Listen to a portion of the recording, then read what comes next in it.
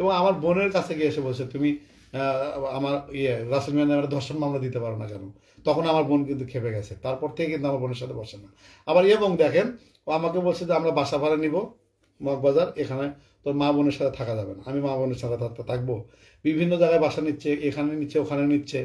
আমার মানে ওর প্ল্যান ছিল যে আমাকে আসলে বাসায় তার নিয়ে, যে ও বলছে যে আমি চলি কেমনে কেমনে চলি, আমার বাসা ভাড়া ভাই আপনি তো জানেন। আমি বলছিলাম যে তোর এত হেল্প করছি, তুই আমাকে গিফট করবে না? আমাকে বলছে তুই আমাকে বিয়ে কর, আমি তোকে একটা স্বর্ণের চেন দিব। এটা কি বিয়ের সময় দিছে? হ্যাঁ, বিয়ের পরে দিছে, বিয়ে করার পরে দিছে। আপনি কি দিছেন বিয়েতে স্বর্ণ? আমি হচ্ছে নাকের একটা ডায়মন্ড আংটি দিছি আপনার, ডায়মন্ড হাউস থেকে। এটা হচ্ছে আপনার বসুন্ধরা সিটি, ওখানে এখনো আপনার আছে। আমি 5,000 টাকা দিয়ে হচ্ছে একটা নাকের ডায়মন্ডের একটা গিফট করছি। এই কাজটা আপনি কেন করলেন? ভালোবেসে ফেলেছিলাম। আপনি এত কিছু জেনে শুনে বুঝে। প্রতিশোধের নেশায় ভালোবেসে, তার জন্য কিন্তু রাসেল মিয়া হিলেন জাহাঙ্গীর অনেক কথা, অনেক মানে গালাগালি করছি। ধানমন্ডি যে বাসা, ওই বাসা আমাকে দেখিয়েছে। তারপর যারা যে বাবা, যে তার প্রথম হাজবেন্ড, সে বাসা দেখিয়েছে। তারা তো আমাকে বাধ্য হতে হবে ওদের কাছে যেতে। তা বলছে এই যে যারা বাবার বাড়ি, তাকে ছেড়ে দিছি, তার আসলে কোনো টাকা পয়সা ছিল না। সে মানে চাইতো যে তার উপরে খেতে, হয়তো বা এরকমই। আমি হচ্ছে যে তার তার হচ্ছে যে মাসিক হচ্ছে পার ডে যদি 10,000 টাকা যদি একটা ভিডিও লাইভ টাইপে হতো, সেখানে দেখা যাচ্ছে যে 2 থেকে 3 লাখ টাকা ইনকাম হচ্ছে, তাই না? ওর বাবা অসুস্থ, সেটা ও বলছে যে বাবা সুস্থ, বাবা মার কথা বলে তো আপনার কোনো কিছু হবে না, কিন্তু আমি তাকে ক্রিকেটার বানাবো। সে আমাকে বারবার বলছে যে জায়ানকে সে হচ্ছে যে হাফেজ বানাবে। কিন্তু গত সপ্তাহে আমার বাসায় এসেছিল, আমার এখানে থেকেছে, তখন সে স্বীকার করেছে জায়ান আচ্ছা ঠিক আছে, এর পাশাপাশি যদি ক্রিকেটার বানাতে পারিস তা ঠিক আছে বানা। তখন আমি চেয়েছিলাম ঠিক আছে, আর বাচ্চা কাচ্চা নিবো না, তাহলে জায়ানকে নিয়ে আমি ক্রিকেটার বানাই। এখন পর্যন্ত ধরেন আপনি পর্যন্ত বর্ষার কয়টি বিয়ে? সেটা হচ্ছে যে আমি বলি যারা বাবা হচ্ছে প্রথম, দ্বিতীয়, আর আর বলি তার একটা ভালো বন্ধু আছে প্রশাসনিক, ওর কাছে যখন আমি হচ্ছে যে গ্রেপ্তারের বিষয়ে যখন হচ্ছে যে আমাকে বলছে যে আমাকে বাসা, আমি আমি যদি লাইভ বন্ধ হয়ে যায় আমি তো কোনো কিছু করতে না, অ্যারেস্ট করলে ও ভয় পেয়ে গেছে। তখন হচ্ছে হাতি দিলে ওই এসে এর সাথে আমি কথা বলেছি। এটা হচ্ছে যে আপনার হচ্ছে দেখবেন যে কি বলে বনশ্রী 10তলা বিল্ডিং, 10তলা বিল্ডিংয়ে, ওখানে কিন্তু আমি ওই এসে এর সাথে বসেছি, কথা বলেছি। কথা বলে ওই কথা প্রসঙ্গে ওই বন্ধু বলছে যে ও তো দুবাইয়ের একটা ছেলেকে বিয়ে করেছিল, ওই বিষয়টা আসলে ওই ওই জামাইটাও সে রাখতে পারেনি, এটা কিন্তু তার কথা। তো ওইখান থেকে আমি ওই জিনিসটা জানি। আমি কিন্তু মানে মাথায় নিলাম যে এটা তো আমাকে সে বলেনি, যেটা বললো না বাসা থেকে লাশ বেরিয়েছে, এই বিষয়টা আমাকে আমি শিওর হয়েছে ওখানে গিয়ে। ঠিক আছে, তাকে আমি কিছু বলিনি, কিন্তু পরে আমি তাকে বলছি, সে বলছে বিয়ে হয়নি, ওই ছেলেটা হচ্ছে তার জন্য পাগল ছিল, সে ওর বাসায় এসে সুইসাইড করছে। এটা আমাকে নিজের মুখে বর্ষা চৌধুরী বলছে। তার মানে রাসেল মিয়া যে কথাটি বলতো সেটি সত্যি? সত্যি। তো যে প্রশ্ন ছিল সবগুলো মিলে আপনি কয়টা বিয়ে পেয়েছেন? আমি যদি ওই ছেলেকে বিয়ে করে, বিয়ের কামিন টামিন তো আমি দেখিনি, দেখেন নাই? হ্যাঁ। যদি ওটা বিয়ে হয়ে থাকে তার ভাষ্য মতে, সেক্ষেত্রে আমি হচ্ছে পঞ্চম। পঞ্চম স্বামী। বর্ষার যে এসিডের যে ঘটনাটা সেটা আসলে কিভাবে ও ঘটে? আমাকে বলছে ও ছোটবেলায় হচ্ছে ছোটবেলায় ও এভাবে বলছে। আমার তার বলতে আর সমস্যা নেই, যেহেতু এখন একটা দ্বিধাদ্বন্দ্ব, আমাকে নিয়ে এত মিথ্যা কথা বলছে, এটা সত্যটা প্রকাশ করা উচিত। ছোটবেলায় হচ্ছে তাকে একজন লোক পছন্দ করতো, সে রাজি না হয়, তাকে অ্যাসিড মারছে এবং তাকে 1 সপ্তাহের মধ্যে ক্রস ফায়ার করে মেরে ফেলেছে। তার প্রশাসনিক পাওয়ার অনেক শক্ত ছিল এবং বিভিন্ন ইয়েতে শুনেছি যে যাত্রাবাড়ির বিভিন্ন ক্যাডার ওদের সাথে ভালো সম্পর্ক ছিল। ওকে ও নিজেই নাকি বন্দুক চালাতো, আমাকে এমনও তথ্য দিয়েছে আমার এক বড় ভাই।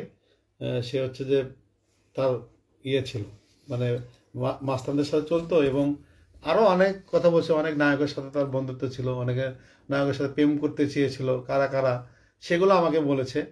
তো ওগুলো আসলে যতই হোক আমি তো আর পারি না ওগুলো বলতে, বললে আর কি অন্যদিকে চলে যাবে। আপনাদের যে ঘটনাটা আমরা আমরা তো আসলে জানতামই না, যদি ছোট্ট একটি সমস্যার বিষয়টা যদি না ঘটতো। আপনার কতদিন গোপন রাখতেন বিষয়টি? ও 2 বছর বলছে, 2 বছরই গোপন রাখতাম। মানে আপনার এটাও প্ল্যানিং ছিল আপনাদের 2 বছর পর্যন্ত? 2 বছর পরে গোপন রাখবো। 2 বছর পরে হচ্ছে যে বিষয়টা আমি বাচ্চা না নেওয়া পর্যন্ত আমি চাইছিলাম না। ওর প্ল্যান ছিল যে 2 বছর বলছে, ও চাইছিল যে ও হচ্ছে যে বলছে যে সেলিব্রিটি, ফেসবুক সেলিব্রিটি, সেক্ষেত্রে কাজের ব্যাঘাত হবে, সেক্ষেত্রে যেন ওর যেন হ্যাম্পার বিয়ে করলে, বিয়ে ভাইরাল হলে সবাই জানাজানি হয়তে হয় না, আমরা জানাবোই না, এমনও বলছে। এবং আমাকে গত সপ্তাহে বাসায় গিয়েছি, আমি একটা স্প্রে করছি, আমার ভিডিও আছে, আমি দেখাবো। সে ওখানে বলছে তুই কি হয়ে গেছিস, তুই যদি এরকম আমার ভয় দেখাস, ব্ল্যাকমেল করিস, আমি বলছিলাম যে ম্যারিড স্ট্যাটাসে আমি মজা করতাম যে আমাকে সে কতটা ভালোবাসার, ও আমাকে সস্তা ভাবতো, হয়তো বা কেউ ওকে বুঝে যে আকাশ নেবে কি। তখন বলছে কি হবে, আমি বিয়ে করি, আমি বিয়েটা ব্যবসা, মানুষ বলবে 14-15 দিন না দেখে থাকবো, 14-15 দিন মানুষ পরে সব ভুলে যাবে, তাতে করে হবে কি আমি কিন্তু তোকে ভুলে যাবো, আমাকে খেপাস না। মুন্না খানের সাথে টেকাচ্ছি, কেন টেকাচ্ছি চেয়েছি সেটা তো দেখবেন যে বোনের ভিডিও করে ও বলছে 2 ভরি গড়নের ইয়ে দিলেন, দুবাই থেকে ব্রেসলেট দিলেন, এটা মুন্না খান দিয়েছে, ও আমাকে বলেছে মুন্না খান দিয়েছে। তো মুন্না খানের সাথে যে এই যে আপনারা যে হিজাব ছেড়ে যে ইয়ে করবে, মানুষ হিজাব নিয়ে তাকে ট্রল করবে, হিজাব ভুলে গিয়ে সেটা করবে, এগুলো প্ল্যানিং ছিল। এই প্ল্যানিংটা আমি দিয়েছি, সেই জন্য বলেছি মুন্না খান তুই অন্তত আমাকে 5,000 টাকা দে। আমি কিন্তু তার থেকে বলিনি যে আমাকে 5,000 টাকা দিতে হবে, নট নেভার। আমি বলছি যে ওকে তুই 2 লক্ষ টাকার একটা স্বর্ণ ইয়ে দিলি, আর আমি কিছুই পেলাম না, আমি যে এত বড় প্ল্যানিং করলাম সেক্ষেত্রে আমি পাবো না। আমি সেই ক্ষেত্রে বলছি যে আমাকে 5,000 টাকা আমার দরকার, এই জন্য বলছি ও এটা কিন্তু কাজে লাগে, পুঁজি করছে। কিন্তু ও যে 3 লাখ টাকার যে গিফট যে নিল মুন্না খান, ও আমাকে বলছে আমার তার সাথে অনেক প্ল্যানিং আছে, এক সময় কিন্তু মুন্না খানকে আমি ছেটে ফেলবো, ও আমাকে এভাবে বলছে। আপনি দেখেন মুন্না খান কতদিন থাকে। মুন্না খানের সাথে কি সম্পর্ক বর্ষার? আচ্ছা সেটা আমি জানি না, এখন যদি বন্ধুত্বে যদি আমি সামিল হয়ে যাই সেটা পরবর্তীতে আমরা আসলে স্টেপটা দেখবো, আমি বলবো না। সেক্ষেত্রে আমার কাছে মনে হচ্ছে কি জানেন, আমি এটা প্ল্যানিং করেছিলাম আমি মুন্না খানকে খেপাবো। খেপালে হবে কি, আমাকে বলছে কোনো লাইফ নাই, কোনো কাজ নাই, আমি আমার কাছে অনেক কিন্তু অডিও আছে, আমি রেকর্ডিং করে রেখে দিয়েছি, আমার কাজ নাই, আমি চলতে পারতেছি না, আমার হাতে কোনো লাইফ নেই আকাশ, আমি কি করবো এখন। মুন্না খানে আমার শেষ ভরসা, আমি 10টা লাইভ করবো, সে দুবাইকে আমাকে 1 লক্ষ টাকা দেবে, আমি মানা করছি না। কিন্তু আমার কথা হচ্ছে সমস্যা কেন খাওয়াবে নিজের মুখে, আমার বউ কেন অন্যের মুখের সমস্যা খাবে। আমি ওইখানে গিয়ে হচ্ছে মাইন্ডটা করেছি যে মুন্না খানের সাথে তুমি 10টা লাইভ করো, 1 লক্ষ টাকা দিবে, সব ঠিক আছে, কিন্তু মুন্না খানের সমস্যা মুখে সে কেন সমস্যা খাবে? খাওয়ার আগে আপনার ওয়াইফ যদি উনি হয়, আপনার ওয়াইফ যখন শ্রীমঙ্গলে না কোন জায়গায় শুটিং করতে চলে গেলেন, আমাকে বলে যায়নি, আমি বলছি তুই কই, বলছে আমি সিলেট আসছি। শুধু আমাকে এটা বলছে 13 তারিখে একটা শ্যুট আছে মুন্নার সাথে, তুই একটা গান লেখ, আমি মুন্নার সাথে মিউজিক ভিডিও করব। আমাকে অনেক সাংবাদিক বলছে মুন্না খানের কাছে গেলে তুই ওটা হারাবি, এভাবে বলছে। ডিসাইড করে ফেলেছে আমার সাথে সংসার করবে না, ওই অ্যাপগুলো সব মিথ্যা বলছে, মিথ্যা নাটক করছে। আমার কাছে যে মনে হচ্ছে যে যে আমার সাথে এখন মিথ্যা নাটক করছে, আমার কাছে মনে হয় রাসেল মিয়ার নামে সে সেম এগুলো করছে। রাসেল মিয়ার সাথে প্রতিশোধ নেওয়ার জন্য আমাকে সে নিছে, এবং ওর প্ল্যান ছিল আমাকে দিয়ে রাসেল মিয়াকে খুন করানো, এটা তার প্ল্যান ছিল আমার কাছে এখন মনে হচ্ছে।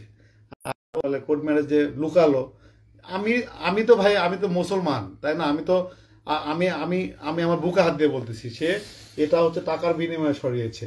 আমি ওইখানে আমার ওখানে কিন্তু ওর মোবাইলের ছবি তুলেছে, সেই ছবি আমার কাছে আছে, আমার হাতে ঘড়ি, ওই যে পাঞ্জাবি ওটা কিন্তু ওর গিফট করা, এটা কিন্তু পাঞ্জাবি, আমার বলছিল এই পাঞ্জাবি পরে তুই আমাকে বিয়ে করবি। এগুলো কি মিথ্যা? এগুলো যদি মিথ্যাই হয় তো চলেন কোরআন শরীফ শোন, আমাকে কোরআন শরীফ সে বলবে, আমার কোনো আপত্তি নেই, ও যা বলবে আমি সব কোরআন মেনে নেব। শরীফ নিয়ে রাসেল মিয়ার সব শেষ হয়ে গেল। এই রাসেল মিয়া কোরআন শরীফ করে করে অনেক বিতর্কের মধ্যে পড়লো। আপনিও কি রাসেল মিয়ার পথে হাঁটতেছেন কোরআন শরীফ? না না, আমি কোরআন শরীফে ওরে না, আমার বাবা কিন্তু, আমি বললাম ওকে কিন্তু ব্ল্যাক ম্যাজিক করেছিল, ও বলেছে মরে যাচ্ছে পড়ে যাচ্ছে, ওই ব্ল্যাক ম্যাজিক আমার বাবাকে কাটিয়েছে। এবং তাবিজ যে আরবি টারবি যে লেগেছে, জিজ্ঞেস করেন, আমার বাবা কিন্তু 1,000 টাকা হাদিয়ে নিয়েছে, বলছে আমি টাকা ছাড়া এটা করবো না, টাকা ছাড়া হয় না, সে হয় দিয়েছে, না। হ্যাঁ হাদিয়ে ছাড়া হয় না।